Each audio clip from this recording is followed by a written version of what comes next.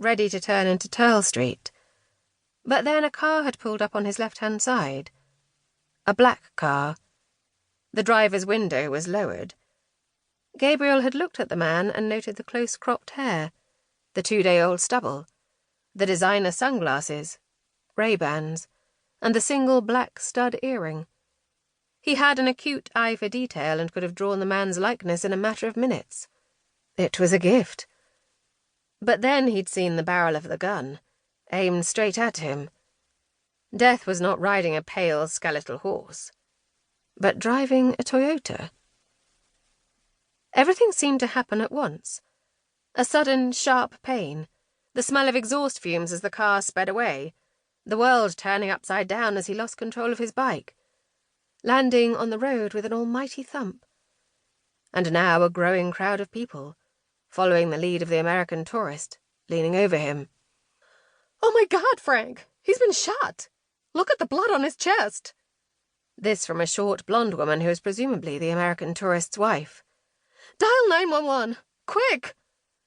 "It's 999 in England, Martha," said Frank, reaching for his phone. Numbers. 911.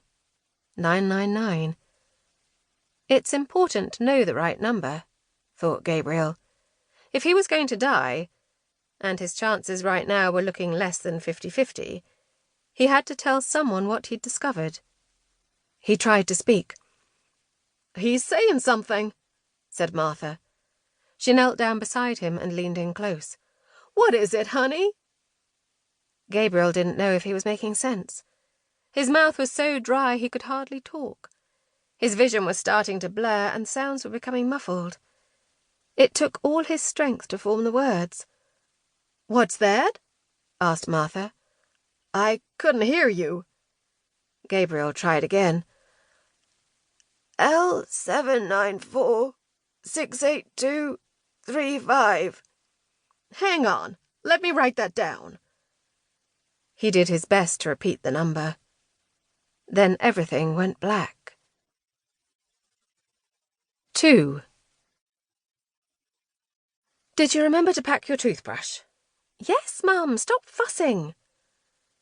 Detective Inspector Bridget Hart pulled off the Wolvercote roundabout onto the Woodstock Road and joined the flow of traffic heading towards the centre of Oxford. Her 15-year-old daughter, Chloe, was in the passenger seat clutching her overnight bag on her lap and typing rapidly on her phone with 2 thumbs. "And toothpaste?" "They'll have toothpaste." "I guess so." It wasn't really the toothbrush, or potential lack thereof, that was making Bridget so anxious. It was the idea of Chloe taking the train to London on her own and staying overnight with Bridget's ex-husband, Ben, and his new girlfriend, Tamsin, who was 10 years younger than Bridget and, Bridget imagined, 10 pounds lighter.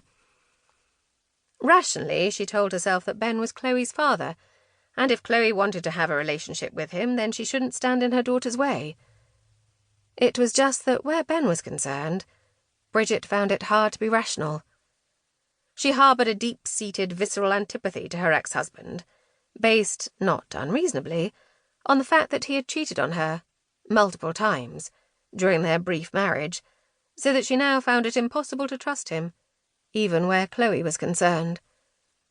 She gripped the steering wheel and silently cursed a bus that pulled out in front of her. "Are you all ready for this evening, Mum?" asked Chloe, interrupting Bridget's uncharitable train of thought. Miraculously, her daughter appeared to have put her phone away and was making conversation. Bridget knew she should be delighted by this rare occurrence, but the way Chloe asked the question made her squirm in her seat. "This evening? You mean going to the opera with Jonathan?" "I mean your date with Jonathan," said Chloe in an exasperated tone of voice that implied Bridget was a hopeless case where men were concerned. She probably had a point. "Yes, I'm all ready. But I wouldn't call it a date as such." "What is it then?" "We're just going to see a production of La Bohème at the new theatre, that's all." She signalled right and turned into Beaumont Street. An elegant couple descended the steps of the Randolph Hotel and climbed into a waiting taxi. A group of foreign schoolchildren were staring at their phones outside the Ashmolean Museum, indifferent to Oxford's antiquities.